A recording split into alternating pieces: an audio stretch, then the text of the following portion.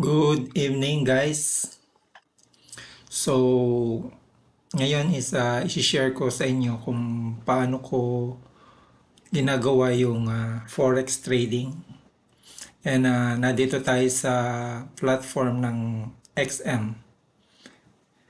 XM forex trading niya. And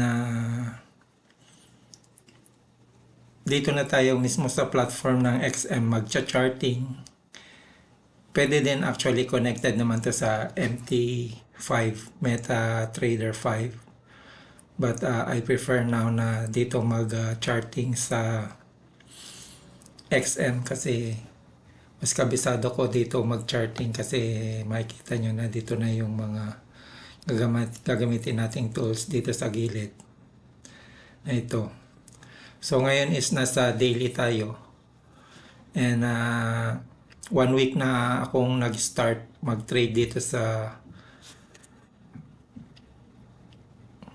forex trading and bale ang aking talagang expertise ay Philippine Stock Exchange and cryptocurrencies. Yun yung ating ginagawa. Bale sa Philippine Stock Exchange is with investing, and then sa cryptocurrency is nag-i-invest din tayo, and then meron din tayong fund allocation para sa swing trading. And now is nandito tayo ngayon sa forex trading. Bale tatlo yung ating ginagawa na iba-ibang kumbaga investment vehicle.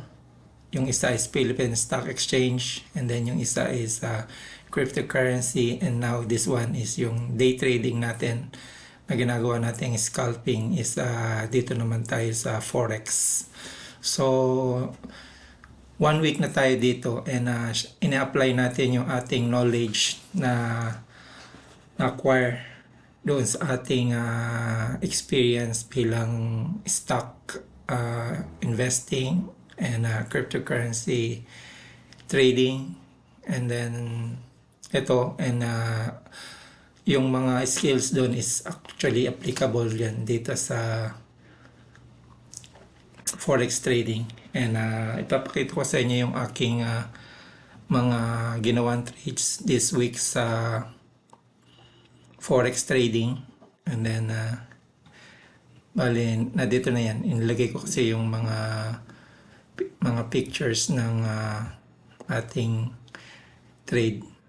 Dito ko siya isinend kasi nasa cellphone ko, and then dito makikita natin yung aking mga trade na ginawa. Bali ito is nag-umpisa tayo dito is April 6. So yung April 6, ito yung ating mga nag-umpisa tayo ng $100 na deposit, and then pag nag-deposit ka kasi dito sa platform is meron kang additional na bonus na pag nag-deposit ka ng $100 meron kang ma-receive na another $100. So nag-start tayo dito ng $200 yung ating capital. And ngayon, ang total na ng ating investment dito na tinitrade, kasama na yung profit, is $317.55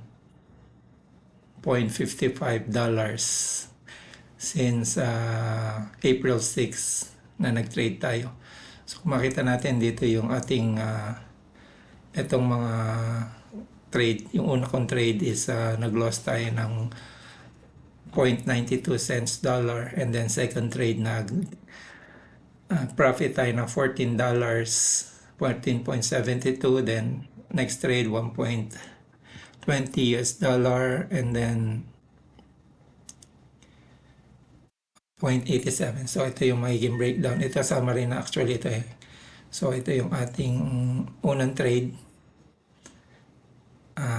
Ito yung trade natin nung kahapon, April 10. April 10 meron tayong naging profit na $14 Bali, dalawang trade lang ang ginawa natin. And then, may profit tayo na $3.11.44. Yun yung April 10. And then, April 11 is ang ating profit is $48.82 na nag-trade tayo ng kailan trade tayo 1, 2, 3, 4, 5, 6, 7, 8.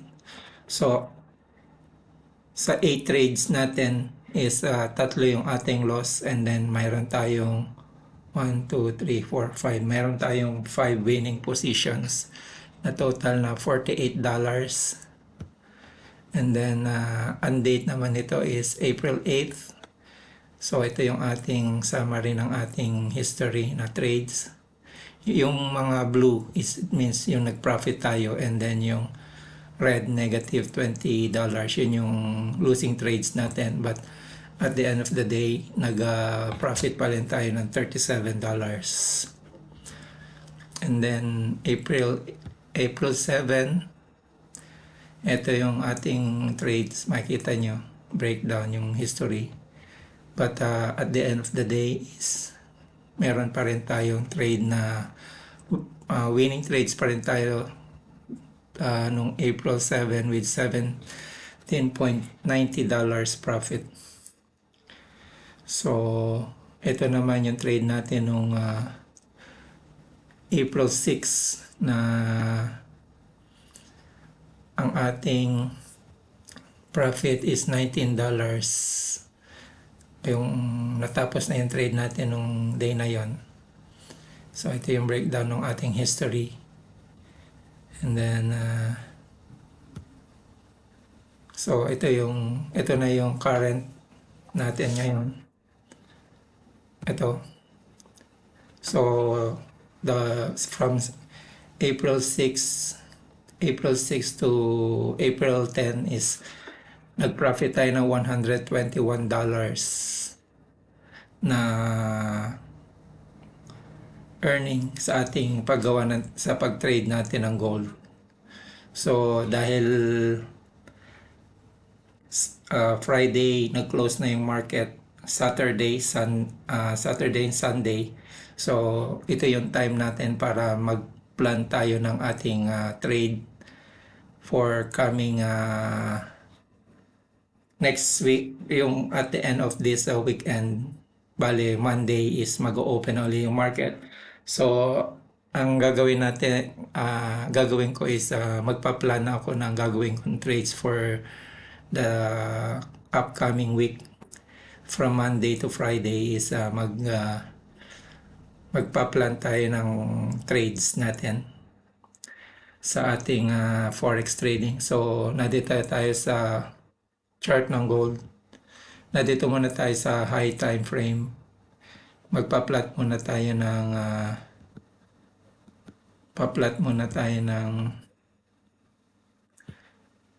mga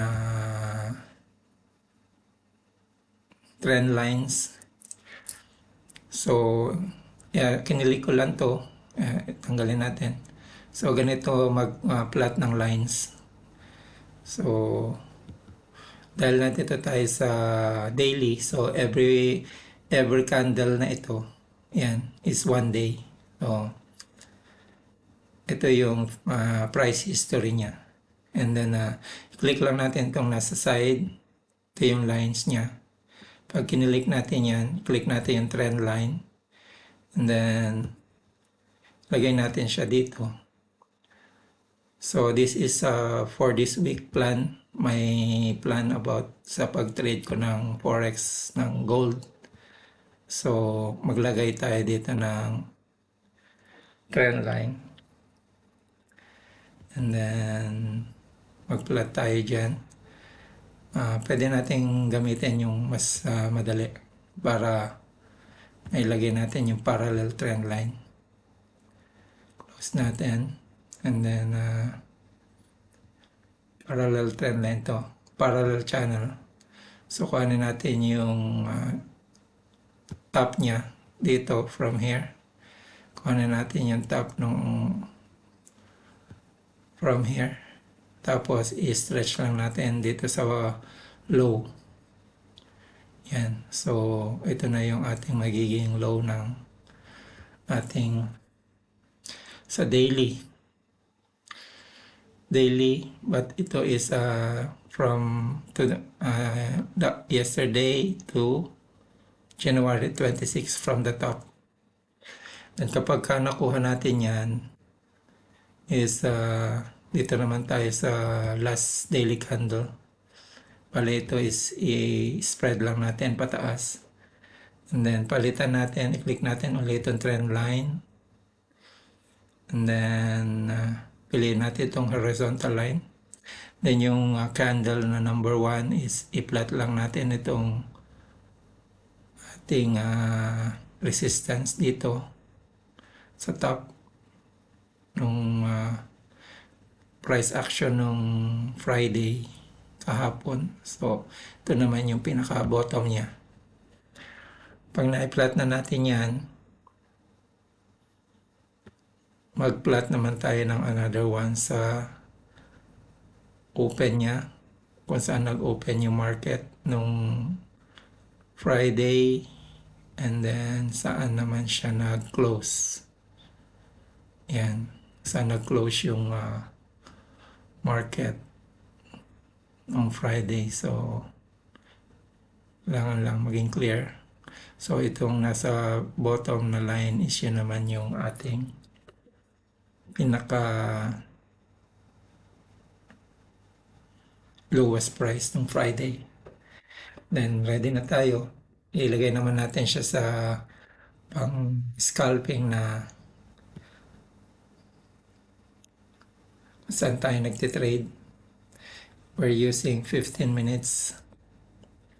So kung makikita natin na meron na tayong na-plot na support and resistance. Then tanggalin muna natin para makita nyo later. Yan. So, yan. Then maghanap muna tayo ng trend lines.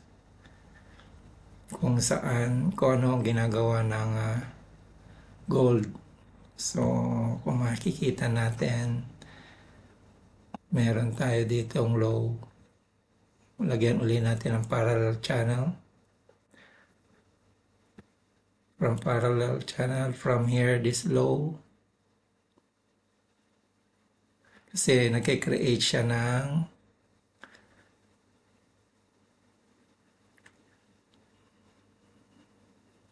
higher lows. Yan. So, dito, higher lows, ilagay naman natin sa ilagay dito. Ito. Ayan. I think pwede na yan. So,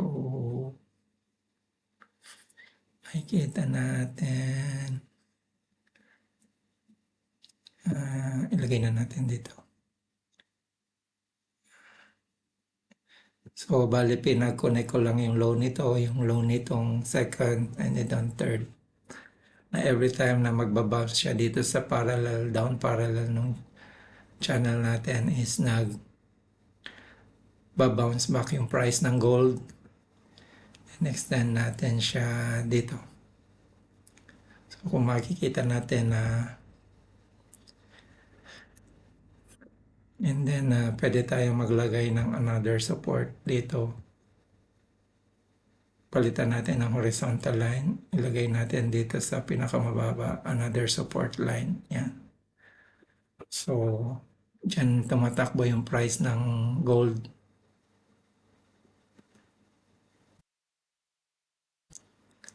And then,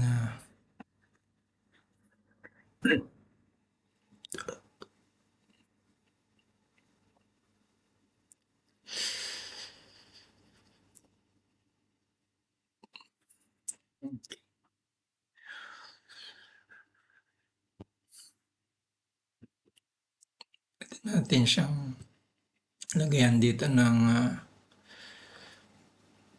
trend line.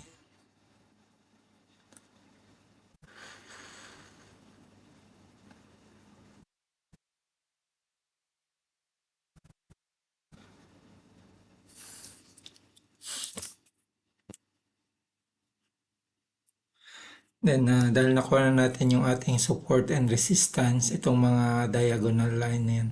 Yes, straight line na yan. 1, 2, 3, 4, 5. Mag-a-add na tayo ng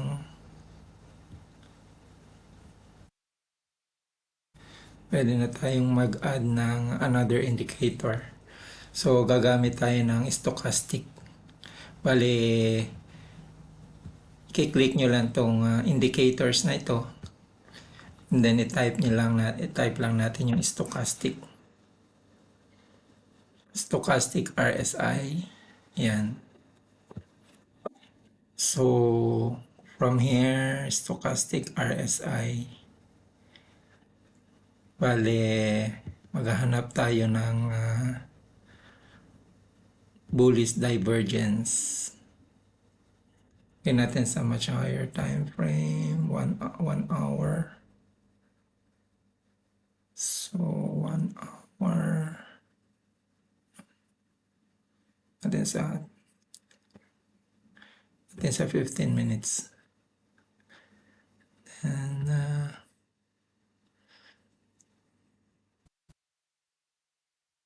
15 minutes.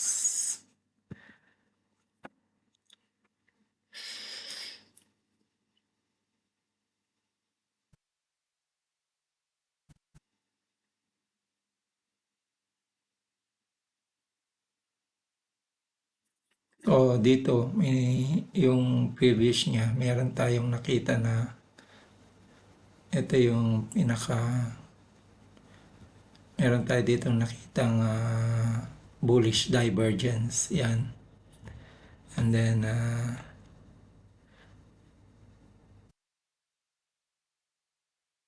ito, yung price niya is, yan. So, nakita natin yung ating stochastic RSI is nagka-create ng bullish divergence. So, ito yung line niya sa stochastic RSI, and then makita natin dito naman yung price niya is going down here. Yan. Okay. Ano siya ng lower lows from here to here. And then dito naman is pababa yung price, but yung ating stochastic RSI is going up. So from here, na nag-bottom siya dito is umakyat yung price niya. So yan yung ating hahanapin. Kung saan is meron na tayong nakitang another one na bullish divergence dito sa price ng gold na sa 15 minutes. Na itong low nito is creating another lower lows, but similar dito sa previous niya na meron tayong nakita na nag-higher lows na siya. So ito yung possible na bottom.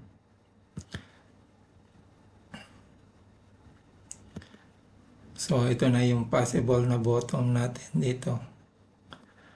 Kaya natin yung ating camera dito para makita nyo. Ayan.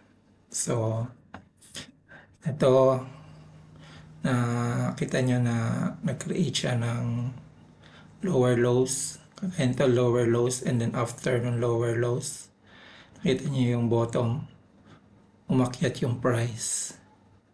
So from this bottom,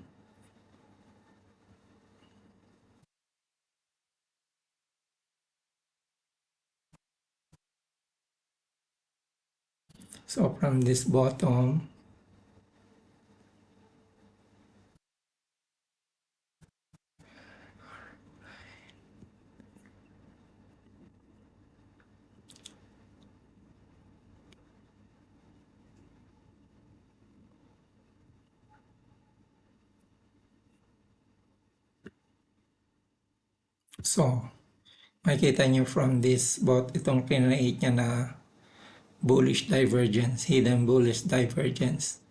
From here, nagpunta yung price doon sa resistance na top. So, dahil we're creating here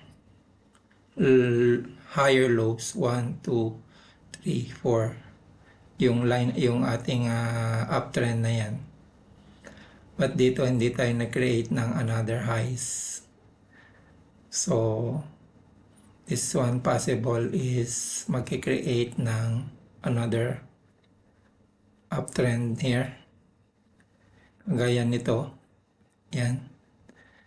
So nakita natin yung opportunity na yan na ito na siguro yung kanyang lows na nakita natin na hindi siya yung support niya dito is hindi niya tinuloy-tuloy nag-bounce back from here.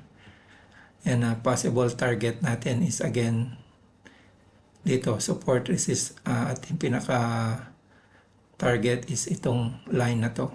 Yan yung ating magiging target at 4,795. So ito yung pinaka-confluence na nakita ko na nag-create siya ng higher lows, and then bali unang nakita natin is yung uptrend siya, confluence, na ito yung pinaka-support na every time. Yun yung number 1 na may hit niya tong trend line na to is magbabounce. Yun ang number 1. And then number 2 is may nakita tayong bullish divergence dito na ginaya niya itong bullish divergence ng previous yun yung pangalawa. And then may pangatlo na nakita natin is nag-create na siya ng bullish divergence dito na kapag umabot na to ng 30, yan, dito na siya mag-create ng another bullish divergence. And then i-plot natin dito na meron din tayo nakita dito na yung pinaka bearish divergence niya dito, itong line na to.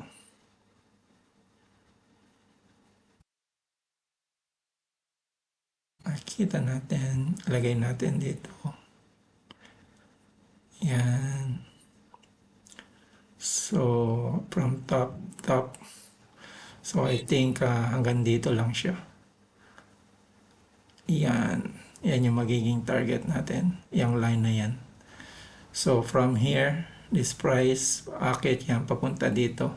So bali mag-buy signal tayo dito sa Monday. Magpo-position na tayo ng panibago.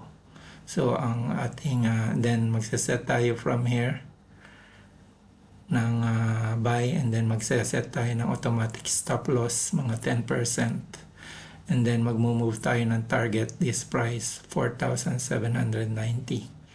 So yan yung trajectory ng kanyang price action. So ayun lang yung ating makikita possible na gawin ng gold sa pag nag-open ng market sa Monday. So yan, naka-plot na yan, and then susubaybayan na lang natin yung kanyang price action, and then